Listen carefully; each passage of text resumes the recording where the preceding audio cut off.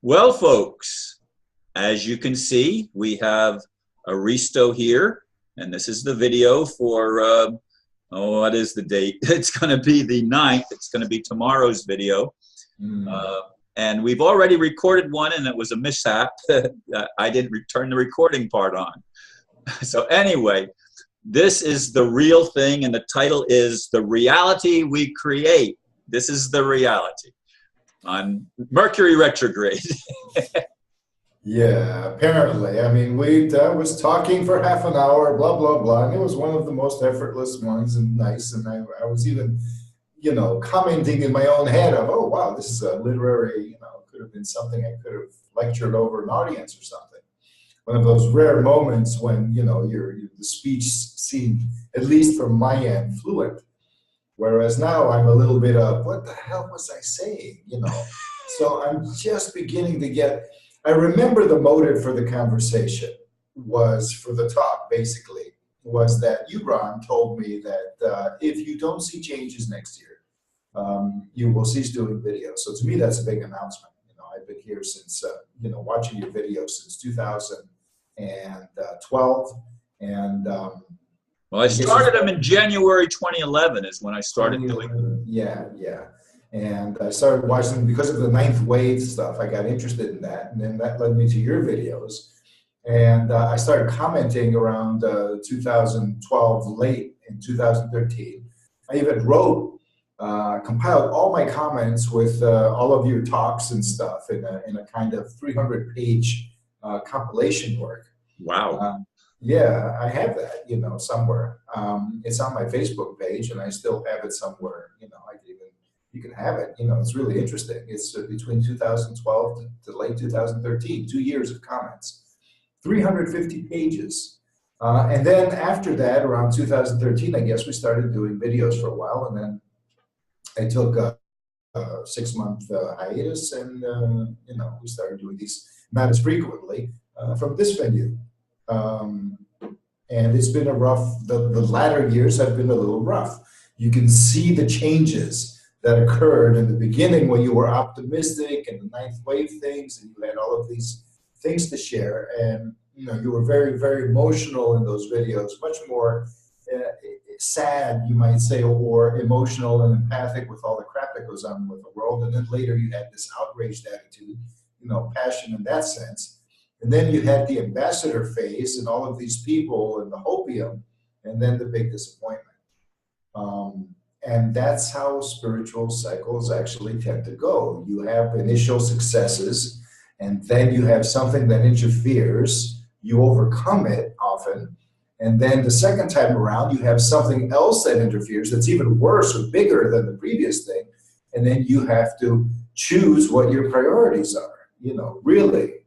Because the assumptions you may have made in your so-called spiritual process, in your transformation, in your life, may not be realistic.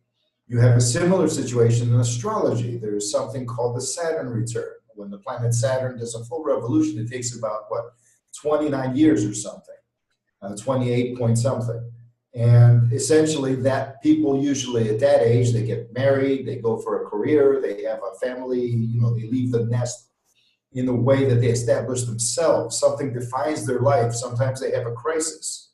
Essentially by then they establish the path for the next 30 years because of a situation they set up. Now at 56, then you turn back and you have your second Saturn return where you evaluate all of that. And, either you go on a new path or else you basically just coast the rest of the way. So there are crises and crises in life. And where in all of this do we create our reality? Do we create our reality? In fact, this has been one of the big issues, in your videos and in our talks. It's been coming back again and again because it's been greatly misunderstood. The thing is, people seem to like, whether we are the ones expressing the view or the ones hearing the view, we seem to like things clear-cut, defined, how they tell us, to promote, how they promote products, product promotion, very well defined, or the news, make within 3 minutes, state your case. State it clearly. Make a promotion. Is it in 10 steps or less? You're going to get more views if you do it this way. Give people what they want, or give people what conveniences them, what makes it convenient for them. But sometimes convenience is not in our best interests. See, I'm going along a wholly different track. Yes, you are. Because I can't repeat myself. I will maybe if it comes around again. So I went along the previous track. One of the reasons was because I didn't know if you really approved of me stating that you figured you weren't going to make videos. A year from now, you're giving the world Not a year from now. January is next month. Ah, I see. Okay, a year from January. So 2018 is the 7th year, or that would be the 8th year? That would be starting the 8th year. I've completed 7 years after. When this year ends, I will have completed 7 years of making daily videos. Okay. Yeah, 2011 to 2017. Okay. Correct. And 7 years is a transition. So either you will end the videos or you will start something new, or the videos will change their nature. They've already changed their nature somewhat, but they can change it in a totally different way. It is not another reason why this topic was important at this point was because, well, you told me people are going through major changes. Families are breaking apart, for example. Aside from the fact that, but they've always broken apart, but now it's getting, the environment is different. The global environment is more stressful than it used to be for North Americans and for Europeans. Again, we're not speaking about Asia or Africa or Central and South America. The situation is very much different there in that sense. However, the globalization demands that the world become more uniform. The whole millennial movement, the millennial generation in the US, for example, it goes toward a kind of let's all think alike. So the issue is, when I was talking about this before, I was referring to differences in terms of people who are religious and people who are not religious. And that these people, one of the things that somebody in the New Age community, for example, would say is that, well, the trap is conflict, is actually being triggered. So the trap is that something comes to you and somebody says, look at those idiots, or they're doing this, that, the other. Let's all stand against them and crusade against them. It's the men, it's the women, it's the Muslims, it's the pedophiles. We have to stand against evil. And then you have this other side that says, no, man, it's all a game, or it's all a ride, or it's all a, it's all a joke. Just an illusion. Or an illusion, it's nothing to worry about, basically. And again, sometimes today I was looking at some theory about something, some philosophical thing. Basically, there's some ancient guy that said that, well, all mythology basically is based on historic facts. So all of the gods are actually people. Back in the day, they were kings and queens, and they become king gods. So all of the myths, see, that's not false. Today is somebody was saying, well, today we know that's bullshit. But the thing is, see, the operant word is all. It's the generalizing that we do. You create all your reality. You do all of this. What does that mean? In every tiny single detail, consciously. No, you don't do that. You don't consciously create all of your reality. Everybody knows that. All you have to do is just look and evaluate. Just like there are some gods who were people. Some people were deified, and there are many examples of that. But it doesn't mean all of them were. Life is complex. There's many things going on. So you can say, for example, well, our reality is this one little book that's been written in one little part of the world, and that's it. And that's the creator of omni everything and ever when, and as concentrated every, just spoke once and one little book, and that's it. That's all you need to know. Everything else, So it's us. That sounds like cult manipulation to me. Cultist says that. There's some guy now somewhere, I'm not going to name names or point fingers, who has a great following, who's based, to me, he's a crackpot, not a crackpot, but a con artist, or maybe even somebody who started off in a way, it often happens, where you say, okay, wow, these are whatever, I can get, make money off of this or get popular off of this if I only have a great presentation. So they marketed it very, very well with modern media and got a following. And then eventually they saw that they could affect people greatly. And as they saw they could affect people, they got drunk with power. And when they get drunk with power, then the mixture of the expectation of the crowd and who they are and the ego and the not ego and all of these things, and basically their psyche can't handle it. Some similar things happen with Kundalini crisis. Similar things happen with psychedelics sometimes. Basically, the psyche cannot handle it. It is not prepared. Life often greets us in a similar manner. So what I was talking about before was that no matter what we think, no matter what our ideologies are, we can look closer at life and see that everything is interconnected. This is an experience, conscious or not. Not only is everything interconnected, and this isn't just, even science in some way says that, unified fields and all of that. But of course, science doesn't like to get into how this affects us in terms of ethics or psychology even. I'm talking about natural science. But everything is in one way or another interconnected. One of the definitions of divinity or even the universe is a circle with infinite centers and no circumference. I mentioned that. So each of us is a center. Where you stand, you are the center of all of your experience. I've said this before. However, you can determine your experience in terms of concentric circles. A very simple way to do so, basically. You have the circle of yourself, of your identity, your inner world, your subtle world. Then you have the circle of your physical self, your body, or the body of you. These circles are all you. They're your experience. And then the identity of yourself expands in interaction with greater circumference, where you blend with so-called other. Truly, your intimate family, friends, whatever, then your acquaintances, then people you know about but not quite know. The internet has expanded our interactiveness with the circle quite a bit. And so this creates an added strain. Then there's manipulation. So the sense of where I begin and where the world ends becomes a little bit blurred these days. This can also create crisis. Also, we live in an establishment globally that is oppressive. We don't live in a free world. We live in a kind of globalized tyranny. No matter what we say about it, it's a globalized tyranny. It's a globalized tyranny in process. And that's basically the gist of it. So people who live in the tyrannies are defined so that only a minority is fulfilled or lives how they want to or how they think they want to.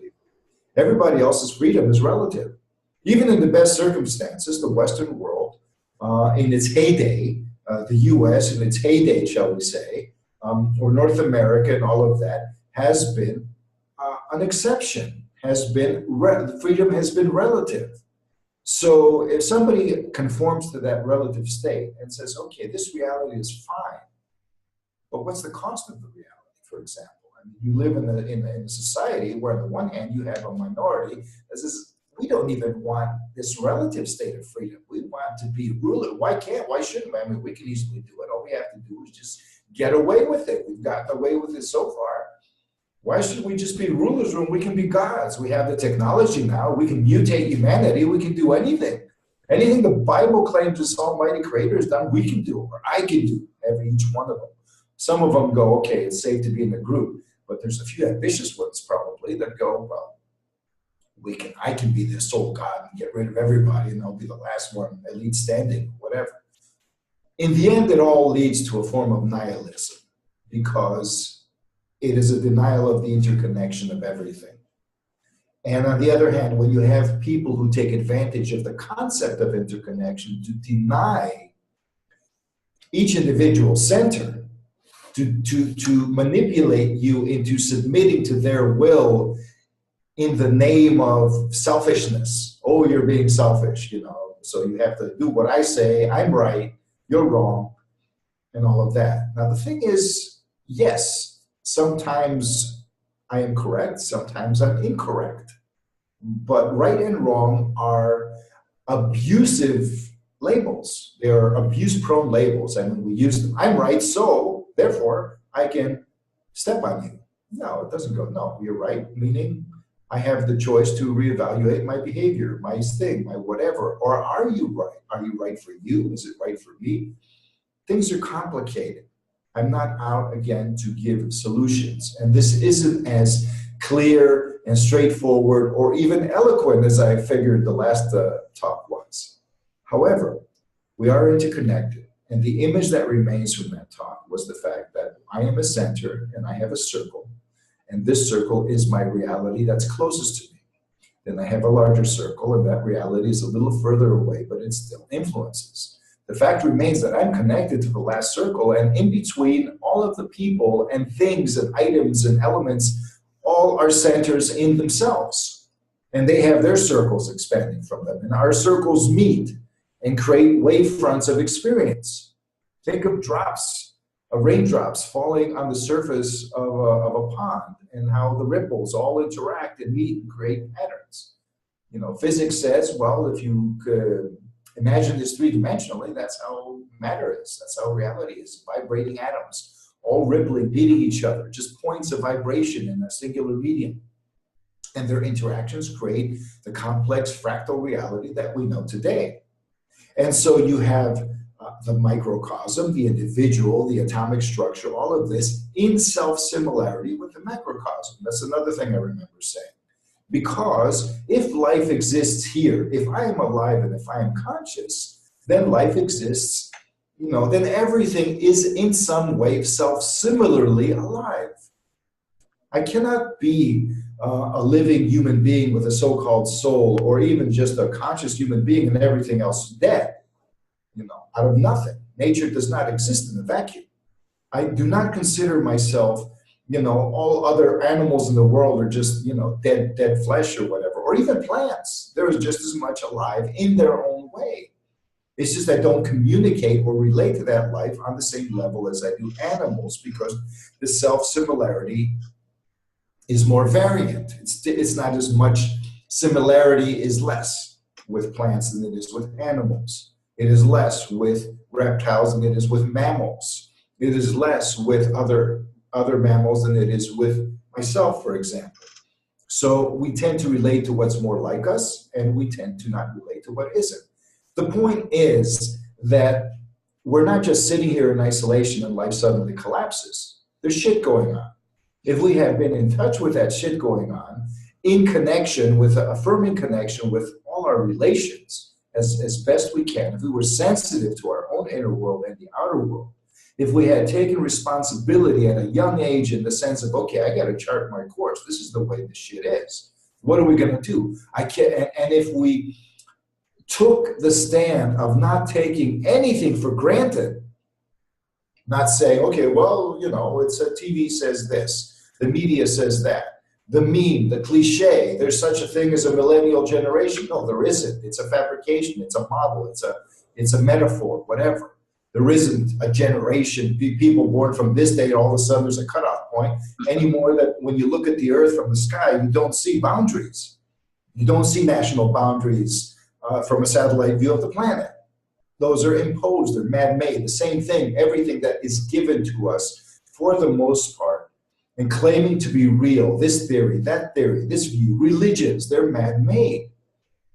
And so they are part of our human nature. And it's not, so we don't need to take a leap as we would to relate to an animal, for example, or a tree or whatever. And sometimes we find taking that leap is much easier than it is to relate to our fellow humans, because the fellow humans are confused. And they are, you know, just as we are confused. So the point is that one of the keys to partially creating or participating in a creative fashion in your reality dynamic is to know yourself, first of all. to be aware of yourself, how you respond, what you take for granted, why, to be introspective. Another key is to know your relations, not to know everybody and what they do. Oh, that's a good person, that's a bad person. No, feel your relations, how they really, without jumping to conclusions and going, well, this isn't really working. It's sustainable only if we have some kind of, like religious fundamentalist people, for example. They're very paranoid about things. If we don't train our kids to be this, they're going to go become evil. If we don't force them to be that, they're going to go become evil. Their souls will be damned and they'll be tortured for eternity. That's an extreme. Ironically, I've known some preachers' kids that became quite unlike the way that they were raised. They were exact opposites. Exactly. Overkill. I mean, yes, that's what's going to happen. And esoteric views often say that your children reflect the parts of you that you deny in yourself.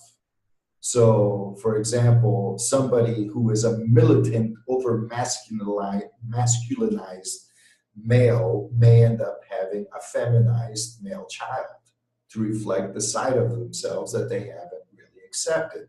Or somebody who is a dogmatic whatever may end up having a child who's a rebel because they deny the rebel in themselves.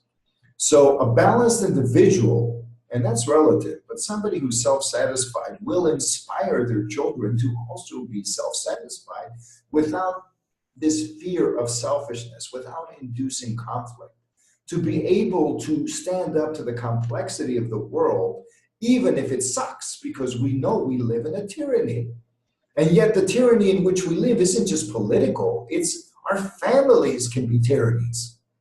There's so many people who don't give a shit about, that I see on the internet, that don't give a shit about what's going on in the world so much because they were raised in an oppressive family environment. That's their hell. And they're still getting over that. There's all kinds of syndromes of religious abuse, whether this abuse, that abuse, it's not all sexual abuse, but, they're even somebody who's been raised in an environment of overachieving parents who pressured them to get grades and all that can lead trauma. So, and people having reoccurring nightmares about all this stuff. But the thing is that if you're dealing with that, that's right in your face, and you have to deal with that, but then it dominates your world. You can't see the self-similar dynamics beyond it. And then you say, okay, I've been coping with this, dealing with this all my life, and now it's all collapsed. Well, yeah, because you couldn't relate to it with anything beyond, and you probably couldn't relate to it with anything within. Even though you thought you were doing introspection, it maybe wasn't enough. For some people it is. You see, it depends how sensitive you are. Sensitive people draw more complexity in their lives than people who aren't sensitive. They respond to it, they interact with it, they can't help it, So sometimes when shit collapses, it's not really that you're a victim, maybe you are, maybe you aren't, but it does show that you may be sensitive in your interactions with reality. That's something I didn't say in our last talk.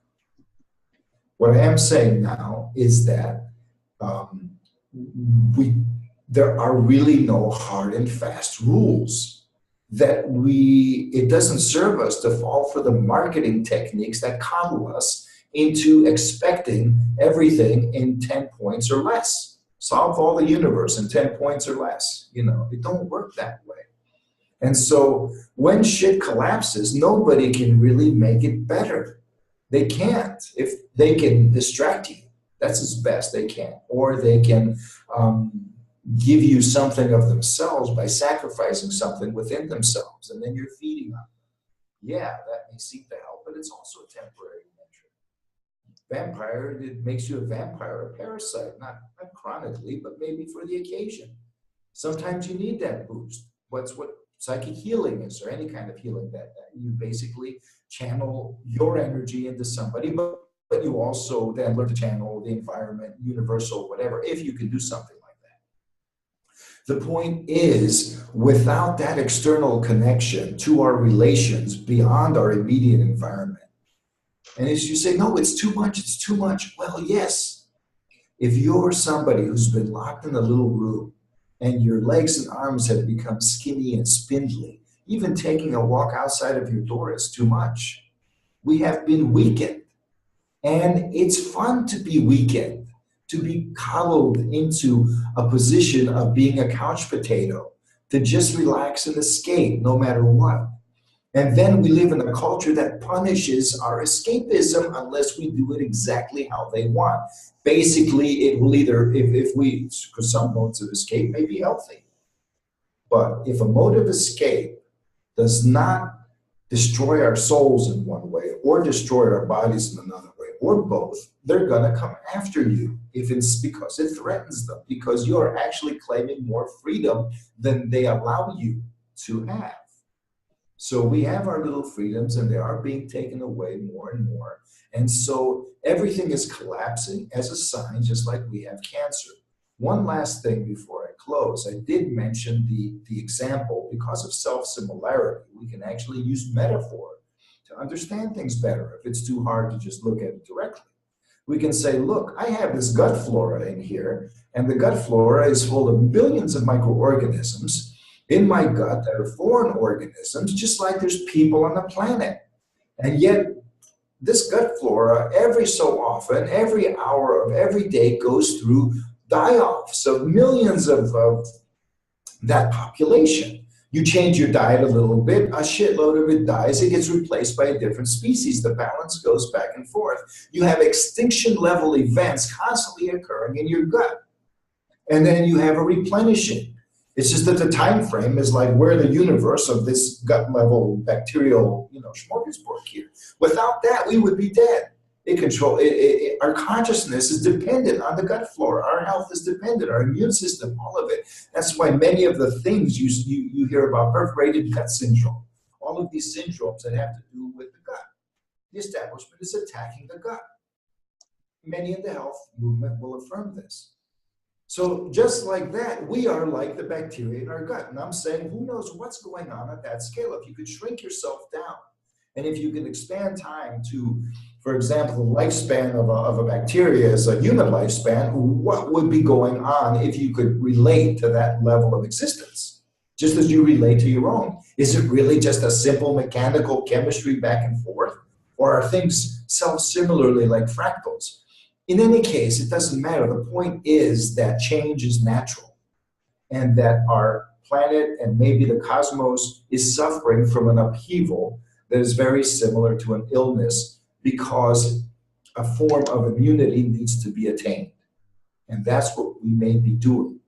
But the point is we need to expand our being. We can't give up. We can't, it is not in our best interest to go into either this way or that way. There is no right and wrong. Well, yeah, maybe there may be, but not absolutely. It's all relative. No, sometimes it's not all relative. There is no God. How do you know? There is a God. How do you know?